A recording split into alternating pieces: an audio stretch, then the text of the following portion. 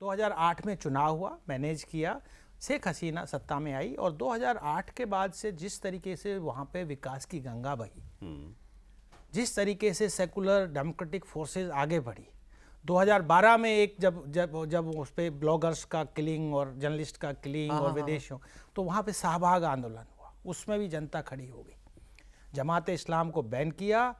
जितने भी जो 71 के कोलैबोरेटर्स थे, रजाकार, अल बदर, अल शाम, इस्लामिक छात्र शिविर, जमात इस्लाम, उनके कार्डर को एक एक को ये आईसीटी के माध्यम से 2009 में कॉन्स्टिट्यूट, ये बड़ा इंटरेस्टिंग है। आईसीटी जिसने अभी शेख हसीना को सजा दी है, ये शेख हसीना का ही बनाया हुआ है। सौरभ जी, मैं ये बात कहना चाहता हूँ, वो शेख हसीना का बनाया हुआ है, लेकिन वो 1971 के कॉज के लिए बना था। वो इस कॉज के लिए नहीं था। इसका मिस इंटरप्रिटेशन, गलत इंटरप्रिटेशन आज किया जा रहा है, क्योंकि वो सिर्फ 71 का ट्रायल करना मुझे था। आपसे बात करके बड़ी ना बात। एक संतोष इस बात का हुआ। मैं एक्चुअली ये सोचता रहता था कि ये कैसे हो सकता है कि एक देश जो इतनी जुल्म जाती, जिसने सही 3 लाख महिलाओं का, बेटियों का बलात्कार जहां हुआ, 30 लाख लोग जहां शहीद हुए, कहा कि ब्रीड बदल देंगे, ब्रीड रेस बदल देंगे, कहते थे बंगालियों की रेस बदल देंगे। पाकिस्तानी सैनिक ये कहते थे इनकी नस्ल बदल देंगे हम, इनको मतलब पंजाबी फौज जो है इनको ये बना, हम इनको पंजाबी बना देंगे।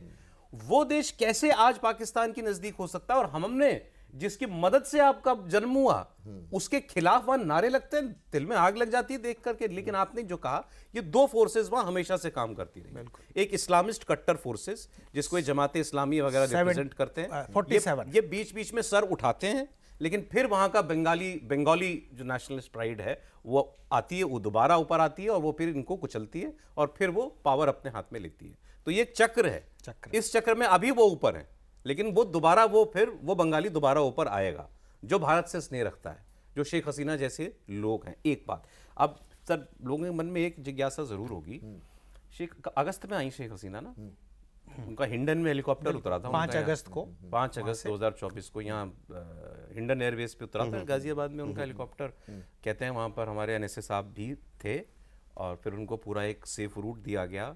दिल्ली में, कभी से कोई पूछता है दिल्ली में कहाँ रहती हैं, तो मैंने भी पता किया, बताते हैं दिल्ली के एक 5 स्टार होटल में उनको एक बहुत सुरक्षित सेफ हाउस दिया गया है, वहाँ वो रहती हैं और बड़ी आज़ादी से रहती हैं। दिल्ली में बाहर जा सकती हैं, वो मार्केट वगैरह भी जा सकती हैं, मतलब she is a free person. Khan market जाती हैं, वो हुमायूं मकबरे में कई बार लोगों ने उनके साथ सेल्फी ली है। तो भारत में वो एक आज़ाद जिंदगी जी रही हैं। अब भारत जो उनको इतना, उनके लिए इतना कर रहा है, आपको बांग्लादेश की चिट्ठी की मैं भाषा बताऊं?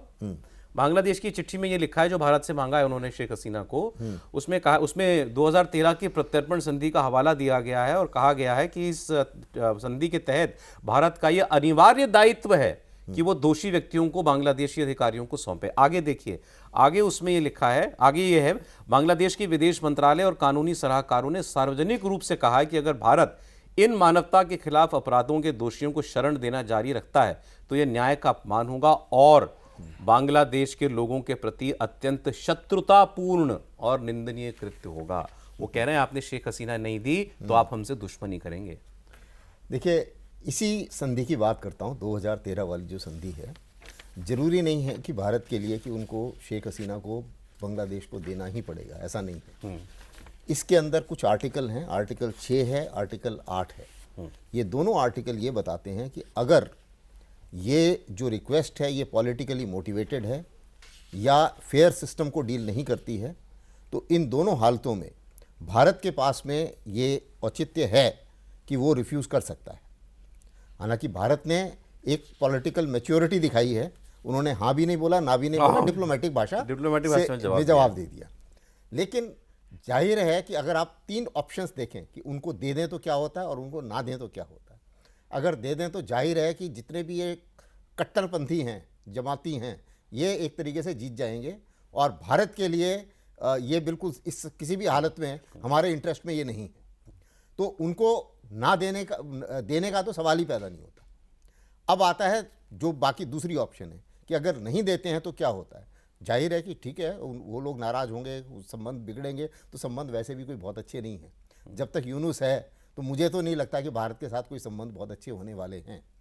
कट्टरपंथी जब तक वहाँ पर मेजॉरिटी में है, पावर में है, तब तक भी भारत के साथ संबंध इतने अच्छे होने वाले नहीं हैं। तो भारत के लिए इस समय वेट एंड सी वाली कहानी थी कि भाई ठीक है, जब इलेक्शन होते हैं देखते हैं इलेक्शन में कौन सी पार्टी इलेक्शन सामने में आती है। इनकी शेख हसीना की पार्टी तो बैन हुई है, तो वहाँ हाँ। जो भी आएगा हाँ। उसको वो भारत के पक्ष वाला तो भारत नहीं के होगा। पक्ष वाला नहीं होगा। लेकिन अगर एक इलेक्टेड गवर्नमेंट आती है और उसका दायित्व होता है कि भाई जैसे अगर उन्होंने देश चलाना है, तो भारत की ज्योग्राफिकल सिचुएशन ऐसी है ना, पानी यहाँ से जाना है, बिजली यहाँ से जाना है, तो कुछ ना कुछ तो उन्हें भारत के साथ बना के चलना वो अडानी साहब शायद कोर्ट भी लगे, उनको बिजली का पैसा नहीं दिया उन्होंने। बिजली का पैसा नहीं दिया, वो बिजली बंद कर सकते हैं, किसी भी दिन बंद कर सकते हैं।